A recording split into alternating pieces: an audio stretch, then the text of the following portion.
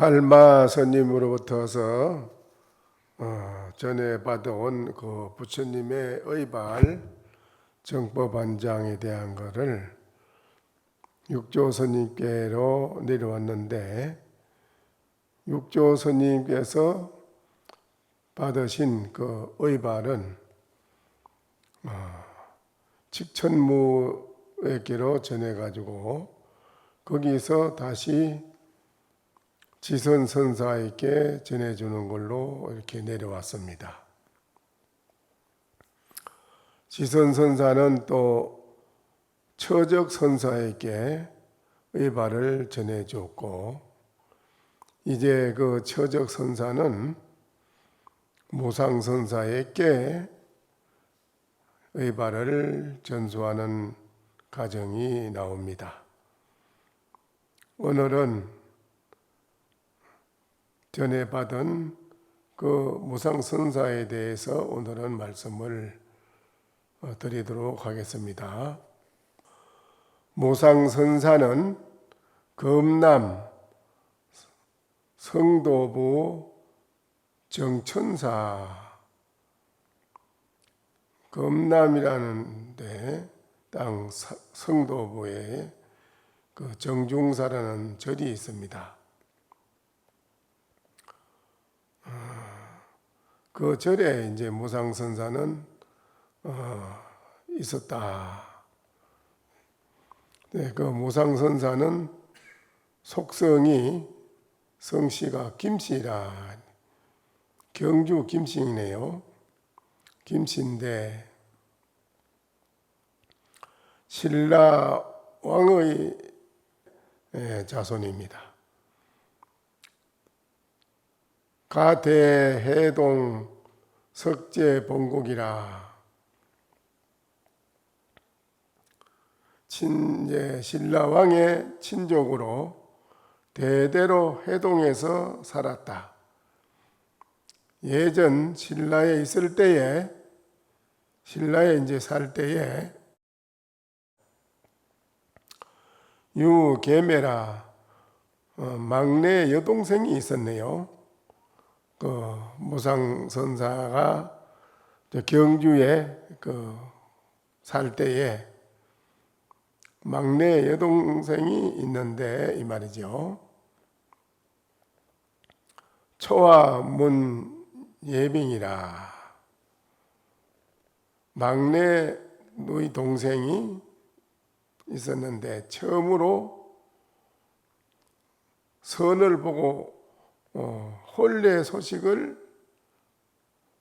듣자마자 이제 그 막내 여동생이 이제 선을 보고 막 결혼을 하라고 했는가 봐요.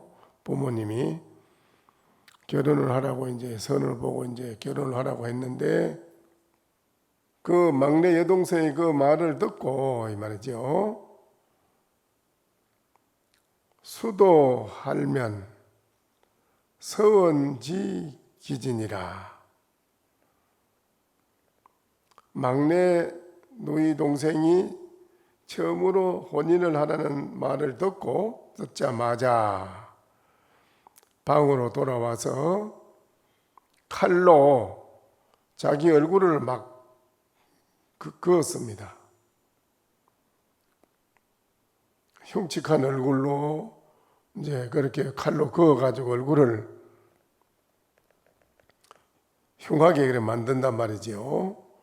얼굴을 칼로 그어가지고 하는 말이, 그래 걷고는 나는 진리의 기 해가지고 출가를 하기를 명사하였다. 속세에서 그냥 하나의 한 여자로 그냥 결혼해서 가정의 어머니로서 그래 사는 것보다는 진리에 기해가지고 만중생을 위해서 내가 살아야겠다는 그런 서원을 했습니다. 결혼을 하라는 말을 듣자마자 칼로 얼굴을 긋고는 진리에 기하여 출가하기를 맹서하였다.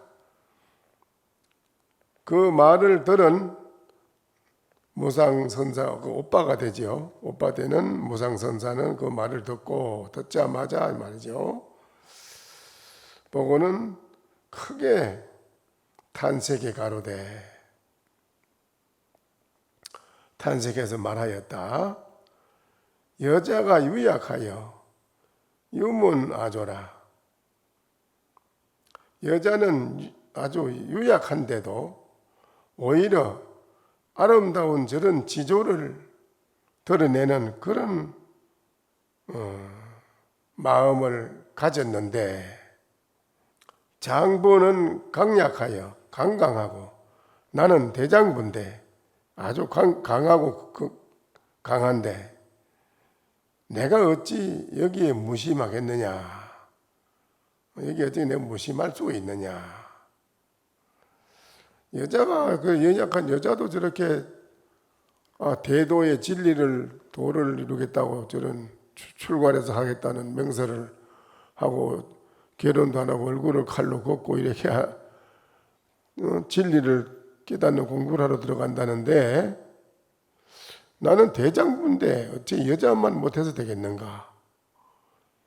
이 마음이 이제 크게 발심을 하게 됩니다. 그 동생의 그걸 보고 여자는 유약한데도 오히려 아름다운 지조를 가졌거늘 장부는 강인한데 나는 강인한데 내가 어찌 여기에 무심하겠는가. 마침내 머리를 스스로 본인이 자르고 깎고 부모에게 고별 인사를 드리고 바다의 배를 띄워서 그 작은 배를 타고 서쪽으로 바다를 건너 당나라로 가게 됩니다. 당나라에 이르러서 서성을 찾고 도를 사방 다니면서 물으며 이곳 저곳을 두루 돌아다니다가 이었고 자주 덕순사라는 절에 이르러 당화상은 처적, 그러니까는 지선 밑에 의발을 전수받은 분이 처적선사입니다. 처적선사가 이제 거기에 머물러 계시면서 중생을 교화하는 절이지요. 그 절에 이제 덕순사라는 절에 당화상, 처적화상이 있는 데를 갔습니다. 이렇게 들어가서 인사를 하고자 하였다. 처적선사에게 이제 인사를 올리려고 청했는데 화상이 병에 걸려가지고 처적스님이 병에 걸려서 몸이 아파서 누워 있는데 끝내 만나 뵙겠다고 하는 무상 스님을 이렇게 그 모습을 드러내 보여주지 않았다. 절대 안 내보여줘요. 만나주질 않아요. 그러자 무상 스님이 손가락을 초로 이렇게 헝겊에다 물을 들여 해가지고 감아서 손가락에 불을 튕겨가지고 이 말이죠. 손가락 하나를 등불로 불을 만들어 처적 당화상에게 공양을 올렸다. 소신공양, 요 손가락 이걸 태워서 이제 올리는 겁니다. 태워서 올리니까 그 광경을 본 처적 화상이 크게 놀라. 얘 특별한 이 보통 사람이 아닌 사람이 왔구나. 이 굉장히 비상한 특별한 사람이 왔구나. 이거를 알아차리고 바로 곁에서 2년간 있으라고 머물러 있어 살아라고 허락을 해 주셨다. 처저가상이 무상스님을 만나주면서 2년간 내 옆에 머물러 있어라 이렇게 했습니다. 그 뒤에 청곡산에 머물다가 갑자기 덕순사로 옮기게 되었는데 처적 당화상이 집안 사람인 왕경을 보내가지고 비밀리의 가사를 심표로 부척하며 말하였다. 이 가사는 바로 달마조사가 전하신 가사다. 칙천무가 받아서 지선하상에게 주었고 지선하상께서는 나 이 처적 나에게 전해주셨으며 내가 지금 무상선사 너에게 부축해 주노라 이랬습니다. 중국 천지에 많은 선사 고성들도 많았고 그런데 우리나라 그 신라에 서간 무상이라는 스님에게 의발을 전해주는 것은 일대에 정말 굉장한 큰 변화의 사건이라고 볼 수 있습니다. 그 부처님으로부터 전해내려온 의발을 우리나라 신라 사람이 중국 가서 공부해가지고 전해받았다는 사실은 정말 굉장한 사건입니다. 이러한 것을 우리는 여기에 법보기에서 보고 듣고 정말 우리나라 세계적으로 우리나라가 정말 자랑할 만한 그런 나라다. 그런 큰 자부심과 자긍심을 가져도 될 수 있는 그런 대목입니다. 이게 그런 대목이에요. 아주 참 이것이 이제 법이라고 하는 것이 의발을 전수하고 법을 전수하는 것이 어떤 국적을 어떤 나라의 국적을 초월하고 또한 남녀, 노소, 기천, 기하고 천하고 남자, 여자 이런 모든 것을 초월해서 법을 전수해 주는 겁니다. 아주 나이가 어린 동자라도 깨달았다 하면 그 동자가 이 인류의 스승입니다. 여기 있는 여러분은 다 그 동자에게 기의를 하고 절을 하고 법을 배워야 됩니다. 또 보살이 깨달았다 하면 그 깨달은 보살님에게 절을 하고 법을 배우고 그분에게 기의하는 것이 부처님의 진리의 가르침의 법입니다. 거사님이 만약에 깨달았다 말이 있잖아요. 경허시님도 깨닫고 어디에 인정받을 곳이 없었는데 호련히 산을 넘어가는 산골길에서 거사를 만났다잖아요. 거사님을. 그 거사님을 만났는데 법에 대한 것을 묻고 이야기를 하는데 경허시님이 깜짝 놀란 겁니다. 도대체 거사님은 누구시오? 그러니까 그 거사가 그대가 바로 본분 소식에 눈을 떴다면 어찌 나를 몰라보겠는가? 거기에 대해서 경허시님은 그랬다잖아요. 문수보살 하연이신가? 뭐 그렇게까지도 생각을 했다는 거예요. 그래, 이 법에 대한 거는 인정을 하고 점검을 하고 인정을 해주는 이가 없으면 혼자 돌팔이로 자기가 스스로 알았다고 나오는 건데 이거는 있을 수 없다. 그 교사 말이에요.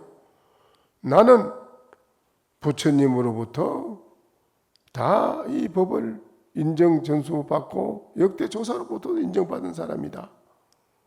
내 그대에게 깨달았다고 점검해서 인정하노라. 그렇다고 하잖아요. 그런 일화가 있습니다. 용성스님 역시 용성스님도 마찬가지로 그런 일화가 있습니다. 분명히 본인이 깨닫고 난 뒤에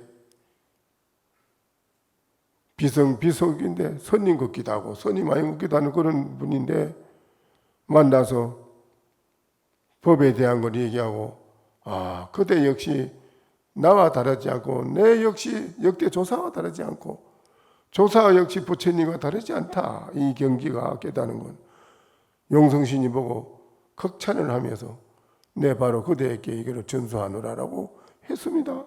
그런 일화가 있어요. 이 공부는 지희고와 기천을 막론하고 남녀노소를 막론하고 그래요. 비구니 스님이 깨달았다 하면 여러분이 다 그 삼배 올리고 법을 가르쳐 주십시오 하고 기일을 해야 됩니다.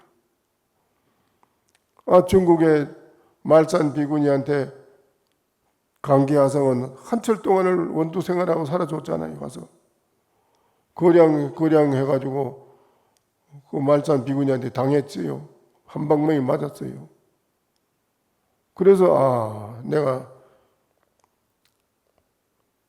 임재신님한테서 반쪽의 눈은 떴지만은 나머지 반쪽의 눈은 뜨지 못한 거를 그 말산 비구니한테 가서 반쪽 눈을 뜨게 된 거예요.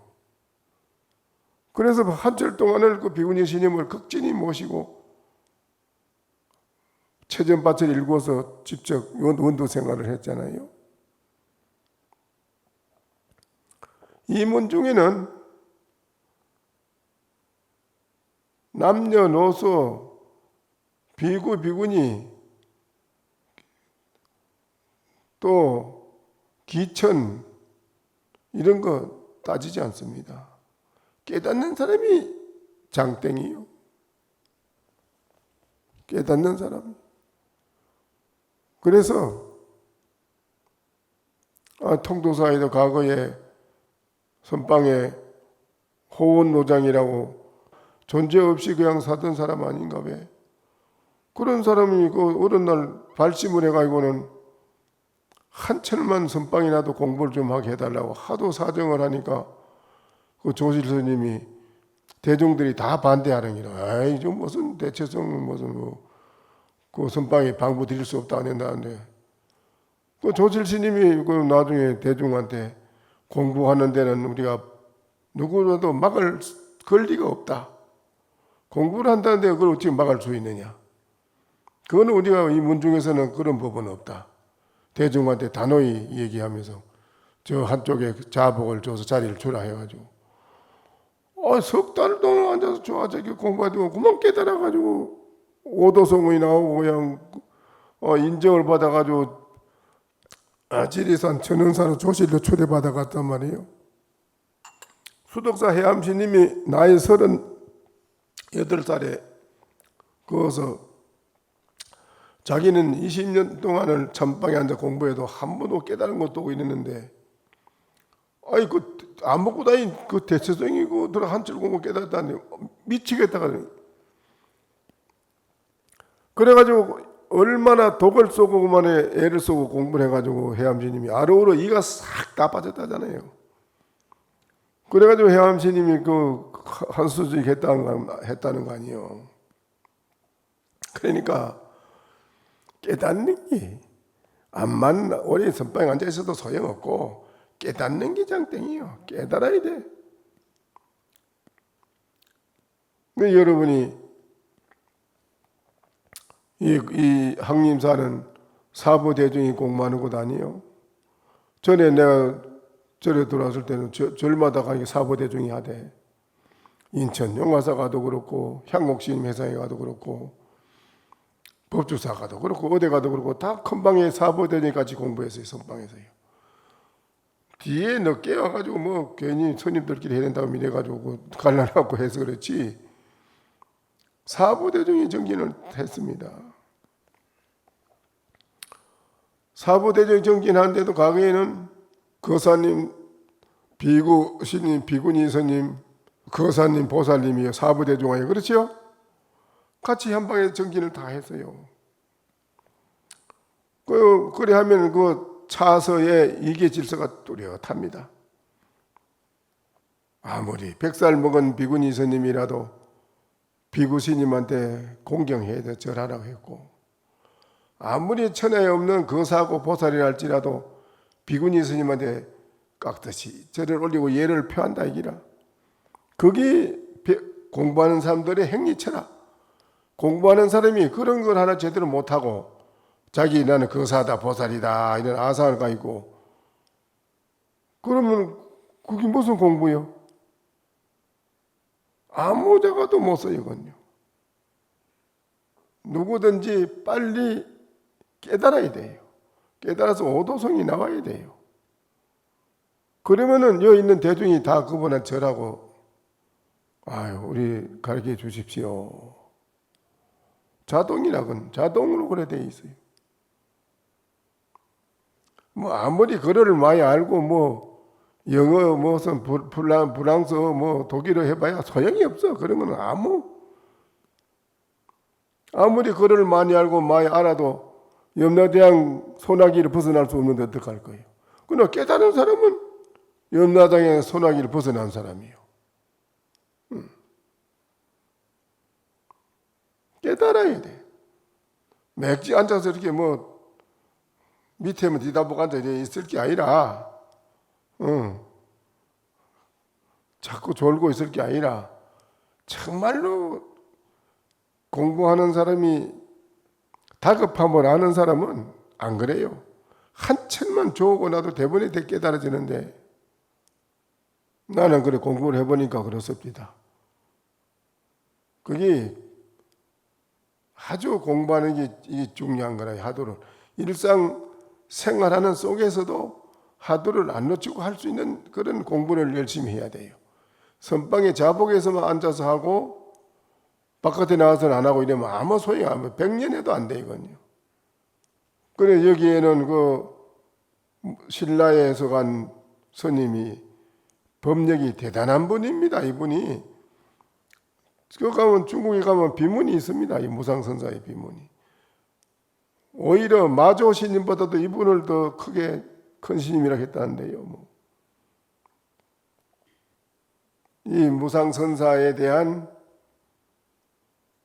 전법을 받았다는 이 사실 이건 참으로 이변입니다. 그래서 우리들도 이걸 보고 자부심을 가지고 정말 철저한 공부를 해야 되겠다는 거 그게 그런 발심을 안 할 수 없습니다. 그런데 이 무상선사가 이제 부처님으로부터 전해진 의발을 받은 분이께 대단하죠. 그렇지요? 대단합니다. 그 받고 난 무상 김하상은 덕부법급 신누라 김하상이 무상스님이 법을 부축받고 심표인 가사와 바루를 얻고는 드디어 천곡산이라는 산에 더 들어가서 이 말이죠. 그게 들어가서 거기서 지냅니다. 무상스님이 지내는데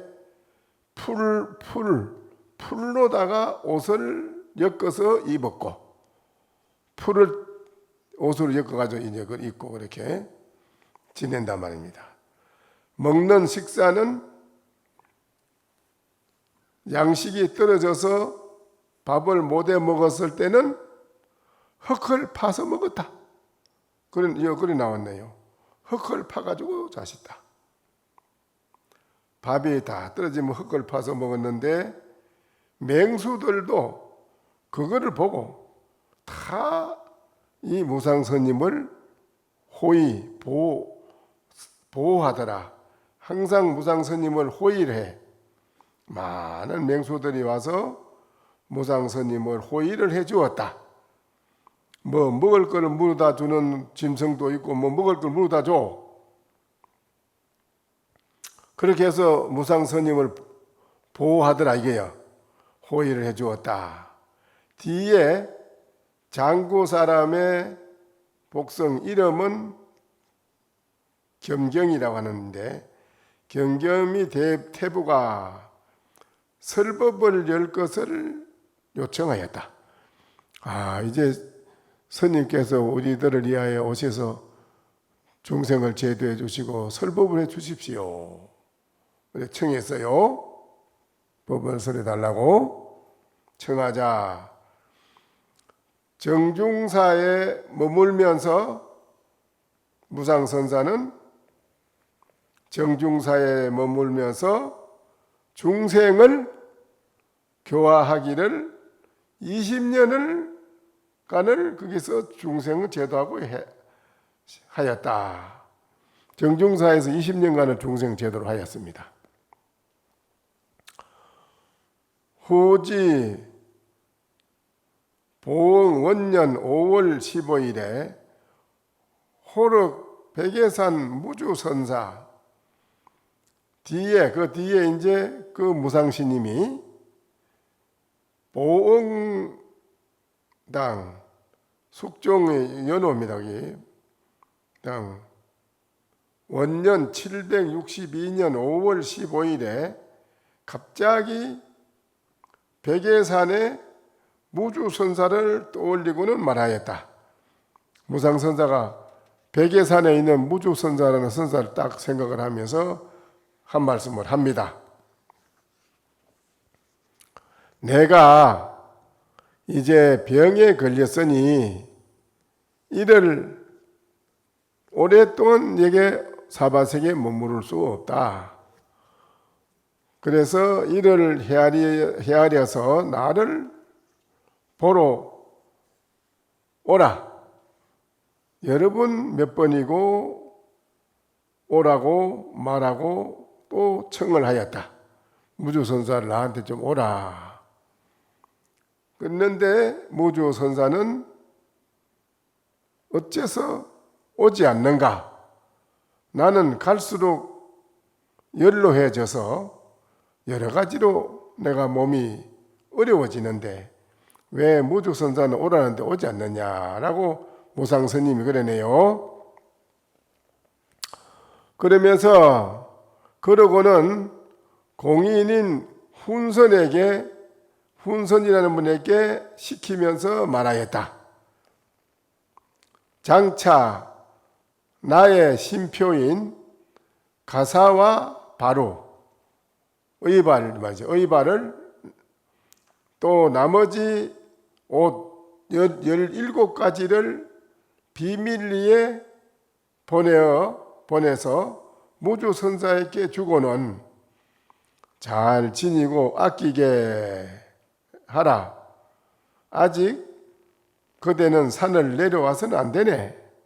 무주선사한테 그걸 전해주면서 이거를 받더라도 절대 산에서 일찍이 내려오지 말아라. 세상에 아직은 무상선사가 미리 말해줍니다.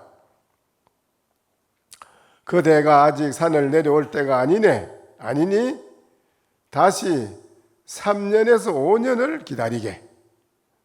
딱 얘기를 해줍니다. 무주선사에게 전해주면서 무주선사는 이걸 받았다고 해서 바로 산을 내려와서 중생 교화한다고 쫓아다니면 안 되고 3년, 5년을 기다렸다가 세상이 태평하다는 소식이 들리거든 그때 나와서 중생을 교화하도록 하라라고 무상스님이 무주선사에게 그렇게 미리 예언을 해줍니다. 그래서 그렇게 해서 비밀리에서나마 부촉을 마쳤다. 지 5월 19일에 명제자 여오치 신정이 오욕 목욕 지 야반 자시 엄연자화라. 5월 19일에 이제 그래 다 전해주고 마치고 나서 부촉해주고 나서 무상선사는 5월 19일에 이르러 제자들에게 명령을 하였다. 내게 깨끗한 새 옷 한 벌을 가져오라. 그리고는 제자가 깨끗한 옷 한 벌을 갖다 올리니 바로 본인이 입었던 옷을 벗고는 목욕탕에 들어가서 깨끗이 몸을 씻는 목욕을 할 참이다. 그렇게 다 마치고는 새 옷을 갈아입고 한밤 그날 자시에 밤 12시 자시에 이르러 조용히 자선한 채로 그대로 입적하였다. 여기 본인이 이제 첫 그 무주선사에게 이제 모든 법을 전해주고는 본인은 이제 제자들 모두 명령해서 모아놓고 오라고 해놓고는 제자에게 나에게 깨끗한 옷 한 벌을 가져오너라. 그러니까 제자가 이제 깨끗한 옷을 한 벌을 가져가니까는 본인이 입었던 옷을 벗고 목욕을 깨끗이 하고는 새 옷을 갈아입고 밤 12시 자시에 딱 가보자라고 앉더니 조용히 그대로 자탈인망이라 앉아서 그대로 입적을 하셨다. 이때에 해와 달도 캄캄하게 빛을 잃었고 천지도 온 천지가 하얗게 변했다. 그때 당시에 온 천지가 하얗게 변하고 해와 달이 캄캄한 빛을 잃어 온 천지가 캄캄한데 천지가 하얗게 변했으며 단간이 부러지고 선하 니은선하라는 건 이제 인도의 마가다국의 가야성에 있는 동쪽에 북쪽으로 흐르는 강 이름입니다. 그 강도 말라버렸다. 그 강이 갑자기 말라버려요. 중생들은 희망을 잃었고 도를 배우는 이들도 의지할 곳을 잃어버렸다. 대사가 그때 입직한 나이는 79세였다. 79세라요. 김하상은 매년 12월 달 12월과 정월에 사부 대중 100천만인을 모아놓고 항상 12월 정월 달에는 사부 대중 100천만인에게 숙에 계를 주었다.